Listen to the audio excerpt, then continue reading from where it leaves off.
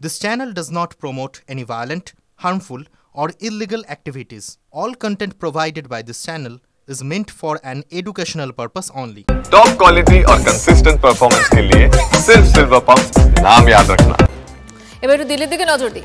মুখ্য নির্বাচন কমিশনের বিরুদ্ধে বেনজির পদক্ষেপের ভাবনা বিরোধীদের। মুখ্য নির্বাচন কমিশনের বিরুদ্ধে ইমপিচমেন্ট প্রস্তাবের ভাবনা তাদের। মুখ্য নির্বাচন কমিশনার জ্ঞানেশ কুমারের বিরুদ্ধে একজোট বিরোধীরা।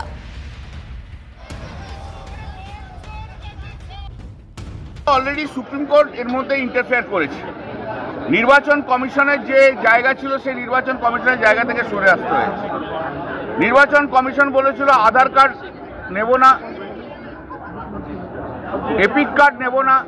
সুপ্রিম কোর্ট বলেছে আধার কার্ড নিতে হবে, এপিক কার্ড নিতে হবে। 66 লক্ষ বিহারের যারা ছিল নাম কেটে দিয়েছিল তাদের নাম আপলোড করতে হবে। এসআইআরটা করতে পারে কি না করতে পারে সেটা তো এখন কোর্টের আওতায় রয়েছে, কিন্তু বিজেপি যেটা আছে দেখতে হচ্ছে যে সেই বিজেপি তো বলেছিল না ইলেকশন কমিশন যা করছে তাই হচ্ছে। বিজেপির মুখে কেমন ঝামা ঘষা দিয়েছে সুপ্রিম কোর্ট। আধার কার্ডও নিতে হচ্ছে, এপিক কার্ডও নিতে হচ্ছে। নির্বাচন কমিশন পরিষ্কার বলেছে তথ্য প্রমাণ দিয়ে আপনারা দেখান। তথ্য প্রমাণের তো কোনো জায়গা বিরোধীরা দিতে পারছে না। এতগুলো রাজনৈতিক দল, আমাদের বিরোধী দলে যারা আছে, বিহারের কথাই আমরা বলি, আরজেডি আছে, তাদের 40,000-এর বেশি বিএলএ ছিল, বুথ লেভেল এজেন্ট ছিল। সিপিএম এর বুথ লেভেল এজেন্ট ছিল, কমিউনিস্ট পার্টির বুথ লেভেল এজেন্ট ছিল, কংগ্রেসের বুথ লেভেল এজেন্ট ছিল।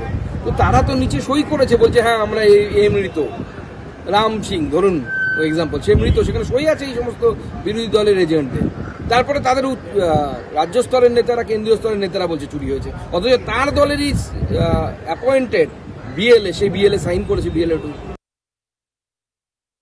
এই ইমপিচমেন্টে 3 ধরনের প্রতিষ্ঠান সংবিধান তৈরি করেছে। প্রথম হচ্ছে নির্বাচন কমিশন, দ্বিতীয় হচ্ছে auditor general and comptroller general, আর তৃতীয় হচ্ছে সুপ্রিম কোর্টের বিচারপতি এবং বিভিন্ন হাইকোর্টের বিচারপতি। এদের যদি ইমপিচমেন্ট করতে হয় তাহলে পার্লামেন্টের উভয় কক্ষে অর্থাৎ লোকসভা রাজ্যসভা সেখানে 2/3 মেজরিটিতে ইমপিচমেন্ট প্রস্তাব পাস করাতে হবে। অর্থাৎ যে রেজলিউশন তার সমর্থনে 2/3 ভোট উভয় পক্ষেই পড়তে হবে, তাহলে তাকে অফিস থেকে সরানো যায়, তা না হলে যায় না। जो उनकी संवैधानिक कर्तव्य है कि एक निष्पक्ष चुनाव हो, फ्री एंड फेयर इलेक्शन हो, उन्होंने पूरी तरीके से अपने इस जिम्मेवारी को नकारा। और इसीलिए साफ साफ जाहिर होता है कि अब चुनाव आयोग ऐसे कुछ अफसरों के कमान में हैं जो निष्पक्ष नहीं, साफ साफ एक पक्ष लेते हैं। और इसीलिए ऐसे अफसर कोई भी इंक्वायरी या जांच के खिलाफ है। वोटर फ्रॉड में अगर कोई इंक्वायरी हो उसके खिलाफ है। और इसीलिए उनको लगता है कि बड़ी बड़ी बातों करके वो राजनीतिक दलों को डराएंगे। हम बस उन्हें इतना ही कहना चाहते हैं कि अफसर आएंगे, अफसर जाएंगे, लेकिन जैसे हमारे आदरणीय खड़गे जी ने कहा आज सुबह, सदन हमेशा रहेगा।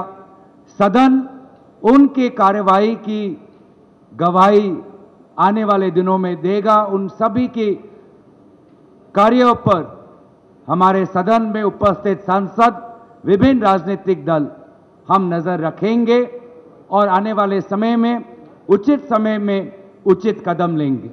मैं ये बातें कहकर अपने वाणी को विराम देता हूं और दरखास्त करता हूं कि आदरणीय राम गोपाल यादव जी अपनी बात आपके समक्ष रखेंगे। এরপরে আপনাদের এই সংসদ ভবনের সামনের দিকে আজকে যে বিক্ষোভ দেখানো হয়েছে ইন্ডিয়া জোটের তরফ থেকে, সেই বিক্ষোভের দিকে নজর রাখবো। এসআইআর ইস্যুতে আজকে মকরধারের সামনে বিক্ষোভ দেখান ইন্ডিয়া জোটের শরিকরা, তৃণমূল কংগ্রেস সেখানে উপস্থিত ছিল এবং এই বিক্ষোভ দেখানো হয় এসআইআর বিরোধিতায়। সংসদ চত্বরে বিক্ষোভ দেখানো হয়। ইন্ডিয়া জোটের বিক্ষোভে সামিল তৃণমূল কংগ্রেস। আর এর পাশাপাশি আজকে কল্যাণ বন্দ্যোপাধ্যায়কে আবার স্বমহিমায় দেখা যায়। তিনি এই বিক্ষোভে অংশ নিয়েছেন আর মহুয়া মৈত্রের ঠিক পাশে দাঁড়িয়ে তাকে বিক্ষোভে স্লোগান দিতে দেখা যায়। বাংলা ভাষাকে অপমানের অভিযোগেই সংসদ চত্বরে বিক্ষোভ দেখায় আজ তৃণমূল কংগ্রেসও। বাংলা ভাষাকে যেভাবে অপমান করা হচ্ছে সারা ভারতবর্ষে, যেখানে যেখানে বিজেপি রাজ্য আছে সেই সমস্ত বিজেপি রাজ্যে বাঙালিদের যেভাবে অ্যারেস্ট করা হচ্ছে এবং বাঙালিদের যেভাবে জেলে ঢুকিয়ে দেওয়া হচ্ছে এবং বলা হচ্ছে বাংলা ভাষা কোনো ভাষাই নয়, আমরা তার বিরুদ্ধে প্রতিবাদ করছি। বিজেপিতে যারা এমপি হয়েছে বা পশ্চিমবাংলা থেকে, তাদের তো শিরদাঁড়া নেই। এই বাংলাকে যখন অপমান করছে তাদের বলার মতো ভাষা নেই। তারা যদি বলতো তাহলে তাদের চাকরি চলে যাবে। তাই জন্য আজ আমরা তৃণমূল কংগ্রেস থেকে আমরা প্রতিদিনই করছি এবং পশ্চিমবাংলাতে হচ্ছে বাংলা ভাষার অপমান আমরা সহ্য করব না, বাঙালির অপমান সহ্য করব না। কল্যাণ বন্দ্যোপাধ্যায় আইন বিশেষজ্ঞ, একজন প্রতিষ্ঠিত আইনজীবী, বাংলা এবং বাঙালির গর্ব, তৃণমূল মনে করে।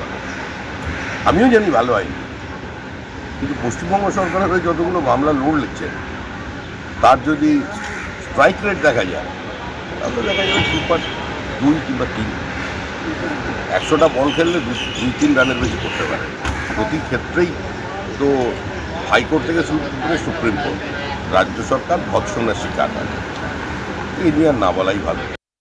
দেখুন, 26-এর বিধানসভা নির্বাচনের এখনো বেশ কয়েকটা সময় বাকি আছে, বেশ কিছুটা সময়। এবারে নির্বাচনের 1 বছর আগেই বুথ লেভেল এজেন্টের তথ্য চাইছে কমিশন। জাতীয় নির্বাচন কমিশনের তথ্য চাওয়াকে চ্যালেঞ্জ করে তাই হাইকোর্টে তৃণমূল কংগ্রেস দ্রুত শুনানির আবেদন ফেরালো কলকাতা হাইকোর্ট। এখনই এই তথ্য চাওয়া কমিশনের এখতিয়ারের মধ্যে পড়ে না, আবেদনে জানিয়েছে রাজ্যের শাসক দল। আজকের আরো একটা বড় খবর, 22শে আগস্ট প্রধানমন্ত্রীর অনুষ্ঠান, সেখানে যাচ্ছেন না মুখ্যমন্ত্রী। দমদমে মেট্রো প্রকল্পের উদ্বোধন করবেন প্রধানমন্ত্রী। মুখ্যমন্ত্রীকে চিঠি দিয়ে আমন্ত্রণ জানিয়েছেন রেলমন্ত্রী, কিন্তু এসআইআর আবহে এক মঞ্চে থাকবেন না মুখ্যমন্ত্রী, এমনটাই সূত্রের খবর।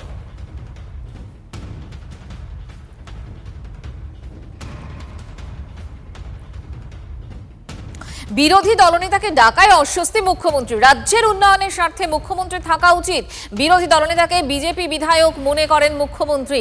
কটাক্ষ শুভেন্দু অধিকারীর। বিগত দিনে দুবার আমি দেখেছি যে বিরোধী দলনেতাকে ডাকলে ওনার অস্বস্তি হয়। ওনার যদি কাউকে নিয়ে সমস্যা থাকে, ওনাকে যারা ইনভাইট করেছে রেল দপ্তর বা রেলমন্ত্রী, তাকে তিনি বলতে পারেন। কিন্তু আমি মনে করি রাজ্যের উন্নয়নের স্বার্থে প্রত্যেক দিন রাজনীতি না করাই ভালো। সর্বক্ষেত্রে রাজনীতি এবং সংবিধানের যে পরিভাষা for the people, by the people, of the people, Mamata Banerjee change করে দিয়েছেন। For the party, by the party, of the party. তিনি প্রধানমন্ত্রীকে মনে করেন বিজেপির নেতা, তিনি বিরোধী দলনেতাকে মনে করেন বিজেপির এমএলএ। এর বাইরে তিনি বেরোতে পারেননি, এটাই দুর্ভাগ্য। তৃণমূল কংগ্রেসের মুখপাত্র অরূপ চক্রবর্তী আমাদের সঙ্গে রয়েছেন। অরূপদা, এখনো পর্যন্ত আমরা সূত্র মারফত যেটা জানতে পারছি যে মেট্রোর অনুষ্ঠান, প্রধানমন্ত্রী সেখানে আসছেন, মুখ্যমন্ত্রী সম্ভবত সেখানে থাকছেন না। আমরা সেই থাকছেন নাটা ধরে নিয়েই এগোচ্ছি এবং সেরকম একটা জায়গায় বিরোধী দলনেতা তিনি বলছেন যে রাজ্যের উন্নয়নের স্বার্থে আসলে মুখ্যমন্ত্রী থাকাই উচিত, তিনি রাজনীতি করছেন। রাজ্যের উন্নয়নের স্বার্থের কথা বলছে কি? শুভেন্দু অধিকারী, যে নিজে বলেছিল 100 দিনের গরিব মানুষের টাকা আটকে দিতে। রাজ্যের উন্নয়নের কথা বলছে কি? বিজেপি, যারা বাংলার মানুষের আবাসের টাকা আটকে দিয়েছে। শুধু তাই নয়, হাইকোর্ট অর্ডার দিয়েছিল যে 100 দিনের টাকা আটকে রাখা বেআইনি, অসাংবিধানিক, এবং হাইকোর্ট নির্দেশ দিয়েছিল যেন কেন্দ্র এই টাকা মিটিয়ে দেয়। ওরা রাজ্যের গরিব মানুষের পেটে লাথি মারবে বলে সেই মামলাকে চ্যালেঞ্জ করে সুপ্রিম কোর্টে গেছে। কোন রাজ্যের মানুষের কথা শুভেন্দু অধিকারী শোনাচ্ছে এসব গল্প? শুভেন্দু অধিকারী বলছেন যে উনি লিডার অফ অপোজিশনকে বিজেপির বিধায়ক ভাবেন। তো উনি কি নিজে ভাবেন না বিজেপির বিধায়ক নিজেকে? ওনার কি তৃণমূলের বিধায়ক হওয়ার আবার শখ হয়েছে? যদি শখ হয়ে থাকে তাহলে উনি আবেদন করতেই পারেন। কান খোলা করে শুনে নিন, এই মেট্রো বাস্তবায়নের পরিকল্পনার মাথা থেকে যার এসেছিল তার নাম মমতা বন্দ্যোপাধ্যায়। মমতাদি রেলমন্ত্রী থাকাকালীন এই পরিকল্পনার সূচনা, মমতাদি থাকাকালীন ফান্ড অ্যালোকেশন করে এসেছিলেন।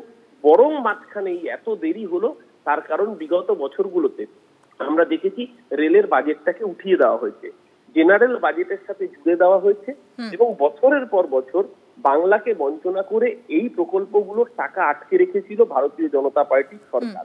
আজকে ভোট এসছে বলে ঠেলায় পড়ে বেড়াল গাছে উঠেছে, এখন উদ্বোধনের নাটক করবার জন্য মোদিজিকে আসতে হচ্ছে। বুঝতে পারছি অরূপদা, বুঝতে পারছি, ধন্যবাদ।